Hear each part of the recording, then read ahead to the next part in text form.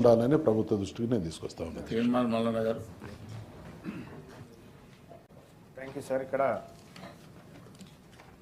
బీసీల విషయంలో తక్కెలపల్లి రవీందర్ గారు పెద్దలు వారు రాష్ట్ర ప్రభుత్వానికి కొన్ని సూచనలు చేసినారు సార్.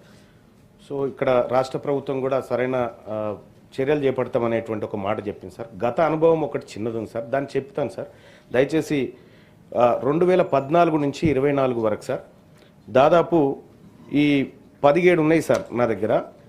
బీసీ హాస్టల్స్కి సంబంధించి 3,915 కోట్లు కేటాయిస్తే సార్ ఖర్చు చేసినవి 2,914 కోట్లు సార్.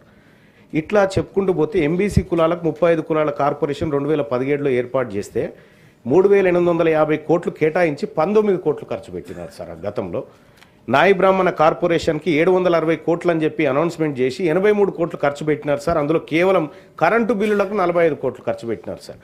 అలాగే వడ్డెర కార్పొరేషన్కు 70 కోట్లు అని చెప్పి పెట్టినారు సార్. కేవలం 17 కోట్ల రూపాయలు ఖర్చు పెట్టినారు సార్. గతంలో జరిగిన అనుభవం సార్ మాకు.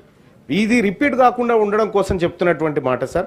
సగర కార్పొరేషన్కు 33 కోట్ల 84 లక్షలని పెడితే కేవలం 4 కోట్లు ఖర్చు పెట్టారు సార్. కేవలం జీతభత్యాలకే సార్. ఇది కేవలం ఏది నామకే వాస్తే కార్పొరేషన్లు ఏర్పాటు చేయడం, దానికి నిధులు లేకపోవడం, విధులు లేకపోవడం, దానికి ఒక అటెండరు, ఒక డ్రైవరు, ఒక కారు, ఇంతకే తప్ప కానీ దాని ద్వారా ఏం ఫలితాలు సాధిస్తున్నాం అనేటువంటిది ఇప్పటి వరకు రివ్యూ కూడా జరగలేదు సార్. గత 10 ఏళ్ల అనుభవాన్ని చూసుకుంటే సార్ ఇక్కడ రజక కార్పొరేషన్కు 841 కోట్లు కేటాయించడం గత ప్రభుత్వం చెప్పింది సార్. ఖర్చు పెట్టింది 111 కోట్లు అయితే 75 కోట్ల 80 లక్షలు కేవలం కరెంటు బిల్లులు సార్. ఇంకా రజకులను ఉద్ధరించడానికి ఇక్కడ చేసిన గొప్ప కార్యక్రమాలు ఏం కనిపించట్లేదు సార్.